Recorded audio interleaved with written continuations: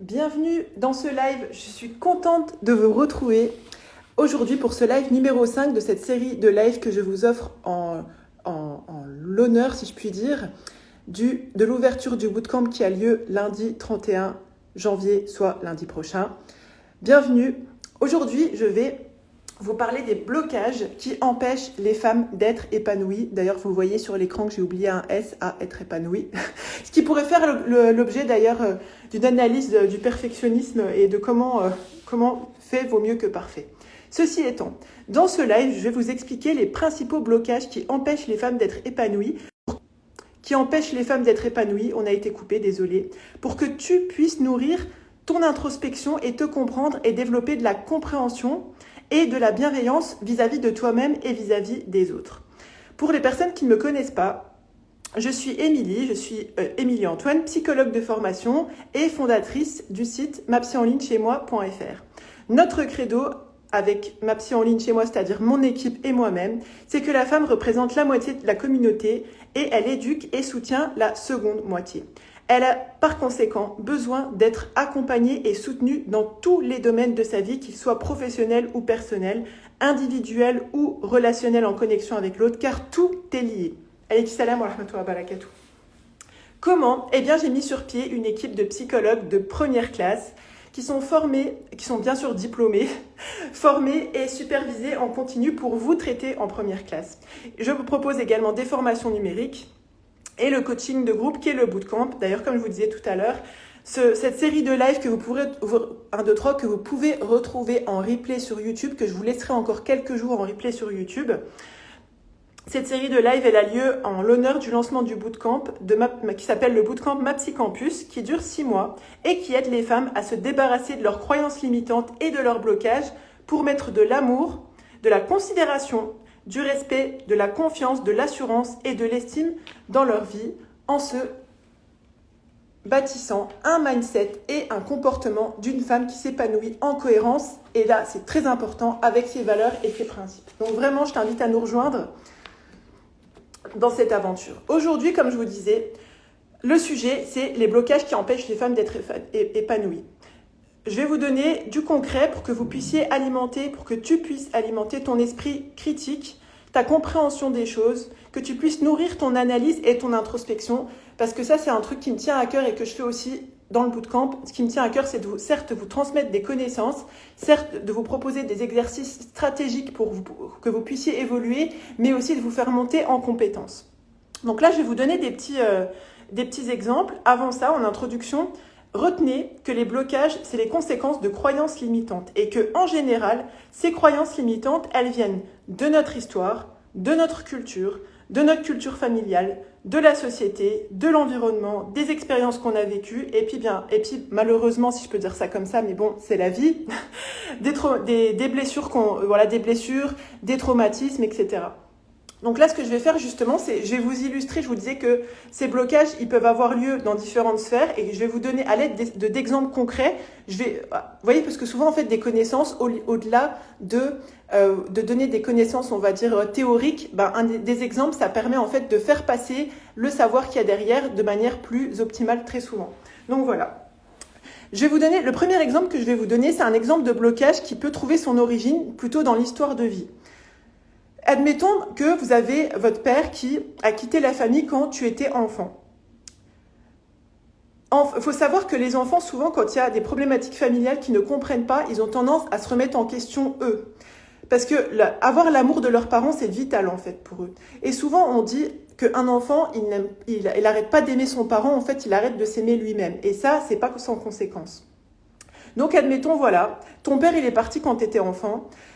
Et toi, tu l'as vu après, il est passé de faire un petit coucou tous les 6 mois. Ensuite, tu fais ta vie, tu as ta maison, tu as ton taf, tu te maries, tu es avec ton mari et tu te retrouves en fait avec un mari qui te case entre guillemets un petit peu après ses copains, après sa famille. Bon, on est d'accord, bien sûr, il faut prendre soin de sa famille, mais vous voyez, où vraiment tu passes toujours en dernier, il te casse par-ci par-là, tu sens que tu n'es pas vraiment sa priorité, mais Pour toi, ça semble, pour ton inconscient, en fait, c'est déjà tellement plus quand il te donne 1 heure par jour ou 1 heure dans le week-end, c'est tellement plus qu'une fois tous les 6 mois où t'as vu ton père, en fait, que même si tu sens qu'il y a quelque chose qui va pas et que tu sens que t'es pas épanoui, en fait, dans cette vie de couple-là, eh ben, comme c'est toujours mieux que le peu d'attention que t'as eu quand t'étais enfant, eh ben, t'as cette croyance limitante, en fait, que donner de l'intérêt à une personne comme ça, c'est via des petites touches comme ça de temps en temps,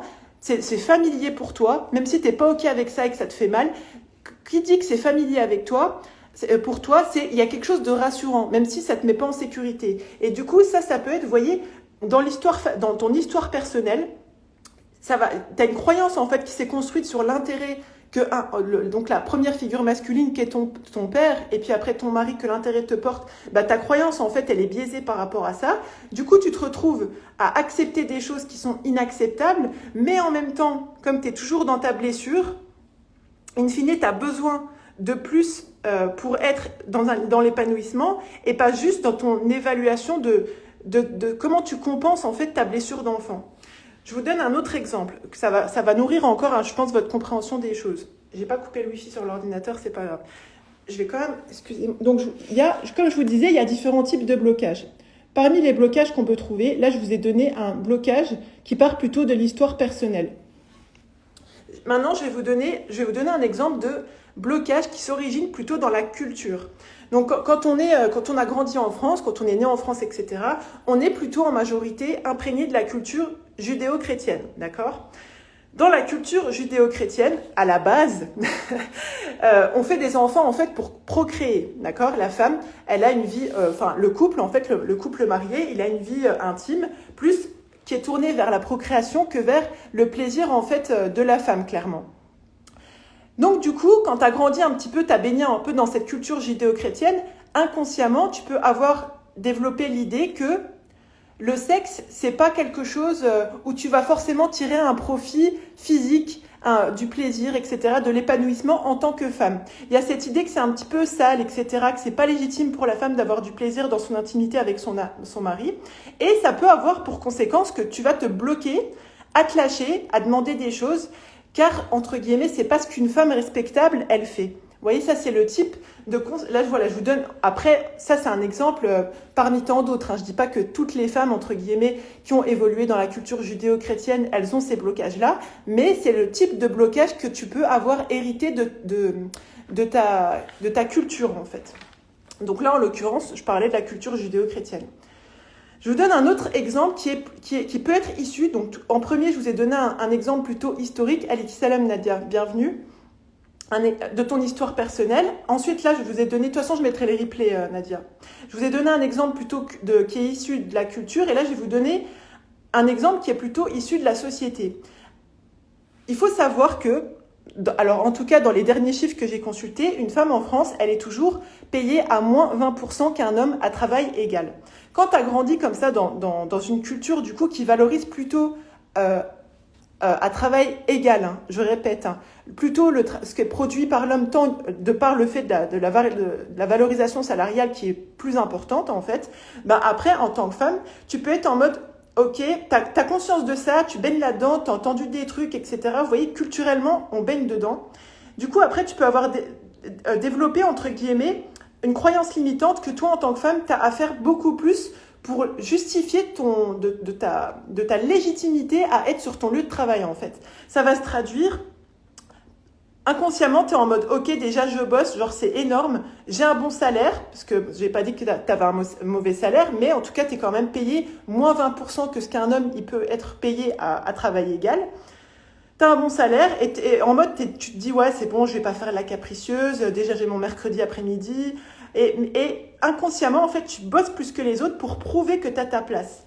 Je te parle même pas de si en plus tu portes le voile en France, alors là, tu peux te retrouver à même accepter des travails. Tu as fait des études, tu es formé, mais tu vas accepter des travails qui sont en dessous de ta capacité parce que tu te dis, oh, déjà je porte le voile, c'est énorme, on me laisse travailler. Super, alors que voyez, c'est vraiment pour vous illustrer comment, en fait, la société, elle peut, de par son positionnement politique, etc., sociétal, avoir un impact sur comment on se construit déjà en tant que personne, en tant que femme, en tant que professionnel, dans sa carrière, etc. Je pourrais vous donner des exemples comme ça, mais à l'appel. Mais voilà, je voulais déjà vous donner un exemple en fonction de chaque catégorie. Donc là, je vous ai donné un exemple qui est issu de la culture, entre guillemets, sociétale, et de comment ça peut donner des blocages, des croyances limitantes et du coup des blocages qui ne sont pas conscients. Également, un autre type de blocage qu'on peut rencontrer, c'est plutôt un blocage qui va être issu de la culture familiale. Tout à l'heure, je vous parlais plutôt de la culture sociétale. Là, c'est plutôt un blocage qu'on pourrait analyser comme venant de la culture familiale. Admettons que dans la majeure partie des femmes de ta famille, il y avait un mari avec un penchant pour l'alcool ou un penchant pour les femmes via l'adultère, d'accord? Toi, dans tes valeurs, ça te convient pas. Ça te convient pas, t'acceptes pas ça. Voilà, t'as des valeurs, la fidélité, par exemple, ça, c'est une valeur pour toi. L'alcoolisme, bon, c'est une maladie, etc. Mais l'idée, c'est que voilà, t'as toujours vu que il y avait un alcoolisme, comment dirais-je, même passif, etc. Une banalisation de l'alcool, etc. Ou alors une banalisation de l'adultère, de l'homme qui va voir à côté, etc. Et t'es conditionné en mode, c'est normal d'accepter ça. C'est normal d'accepter qu'un homme, il se pitch tous les samedis soirs. C'est normal d'accepter que de temps en temps, il va à côté. Et ça, ça fait que souvent, quand tout le temps, tu as ton histoire familiale qui s'est répétée comme ça, avec des profils d'hommes comme ça, des femmes qui ont accepté parce que pour elles, c'est normalisé. Toi, tu te surprends. Quoique plutôt, tu as la surprise en général quand tu commences à faire un travail d'introspection avec une professionnelle. En fait, tu pardonnes sans même que tu aies eu des excuses en face. Voire même, le type, il te dit que c'est de ta faute et toi, tu te mets à culpabiliser. Donc, vous voyez, ça, c'est plutôt des croyances limitantes sur qu'est-ce que la femme, elle doit accepter, et toutes les insécurités qui ont été transmises, en fait. Tu as cette peur, justement, je te disais, le gars, même pas, il n'y a même pas de pardon, en fait, parce qu'il ne t'excuse pas, il te remet la faute sur toi. Et toi, tu as tellement cette peur d'être seule qui a été transmise justement souvent par les femmes de ta famille ou par d'autres choses, hein, mais là je vous donne l'exemple dans la culture familiale, tu acceptes ce qui est normalisé et en acceptant des choses comme ça te rabaisse, t'es aigri parce qu'en fait, qui peut être épanoui dans une vie de couple où en fait t'as pas confiance en ton conjoint, quoi, clairement. Tu te sens rabaissé, t'es aigri, tu te désespères en fait de ce que tu peux avoir, même du modèle familial, du couple, et forcément si t'es aigri, à un moment donné ça va ressortir avec tes gamins. Si c'est pas quand ils sont petits, c'est quand ils seront plus grands, tu vas dire des trucs du genre oui les hommes c'est tous les mêmes, voilà, plein d'idées comme ça qui vont venir en fait après, voilà, de génération en génération, entre femmes de la famille, ou même des hommes, parce qu'un jeune garçon, en fait, qui voit que sa mère, entre guillemets, malheureusement, elle accepte des choses comme ça, après, il va se dire, peut-être c'est normal, en fait, de faire des trucs comme ça va, la femme, elle accepte et tout. Enfin, vous voyez, il y a des choses qui, même si des fois, on se dit, c'est pas normal, ça devient familier. Il y a énormément, même d'hommes qui reproduisent, parce que, ils ont vu, il y a des choses qui se passent au niveau de l'inconscient souvent en tant qu'enfant, quand on a vécu des choses, bon c'est une petite parenthèse, mais quand on a vécu une vie de famille en fait, quand on a été témoin d'un couple qui se déchire et d'une vie de famille qui était basée sur où il y avait énormément de disputes, etc., de conflits, en fait les enfants quand ils grandissent là-dedans, quand ils se retrouvent avec un conjoint qui est stable et qui est en mode qui cherche pas à s'auto-saboter, des fois eux-mêmes ils vont chercher à créer du conflit parce que pour eux c'est pas familier, c'est pas normal, c'est pas naturel. Donc, vous voyez, ça c'est une petite parenthèse pour vous dire à quel point c'est important de faire un travail sur vous, comment dirais-je, de mettre un cadre en fait dans ce qui est acceptable, ce qui n'est pas acceptable, de comment vous vous positionnez par rapport à votre conjoint, par rapport à plein de choses, parce que ne serait-ce que vis-à-vis de vous-même, mais également de ce que vous allez transmettre à vos enfants. Donc, je vous disais donc tu acceptes des choses parce que c'est normalisé, c'est familier pour toi. Mais en vrai, tu te meurs de l'intérieur, t'es rabaissé, t'es aigri, tu désespères même de ton destin, j'ai envie de te dire. Au fond, tu pardonnes pas du tout. Et vu qu'on t'a pas demandé pardon et qu'il y a eu aucun acte de rachat, c'est carrément entendable. Et c'est pas du tout en cohérence avec tes valeurs et tes principes. Donc là, du coup, il y a une grosse dissonance entre guillemets entre ce qui se passe à l'extérieur et ce que toi tu voudrais à l'intérieur.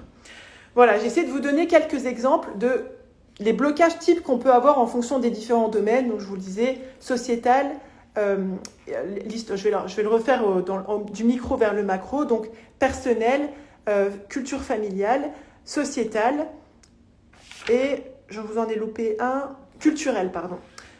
Voilà, c'est tout pour aujourd'hui pour le live. Je vous invite vraiment à rejoindre le bootcamp pour enfin faire les causes, pour que tu te connaisses et tu te maîtrises.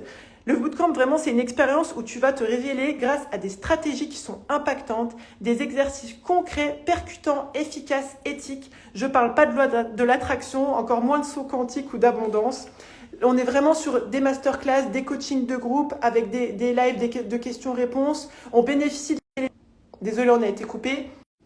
Et on a encore été coupé. Je vous disais, voilà, on mise sur l'intelligence de la force collective. On vit une expérience ensemble.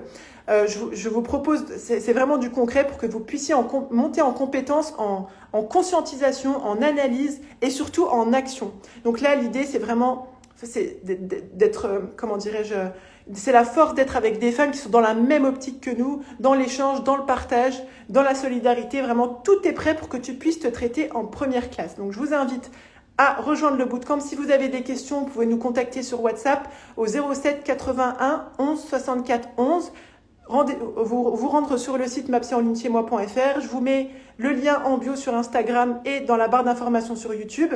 Comme je vous disais, je vous mets tous les replays qui seront encore disponibles pendant quelques jours sur ma chaîne, sur la chaîne Ma Psy en ligne chez moi sur YouTube. D'ailleurs, je vous enjoins à partager, à liker, à me dire en commentaire qu'est-ce que vous avez retenu de ce live pour que ça puisse justement s'ancrer en vous et en plus profiter aux autres. Je vous donne rendez-vous demain à 15h où je vais vous parler des signes quotidiens et à long terme qui montrent que tu vis en fait passivement, pour pas dire plutôt que tu subis ta vie.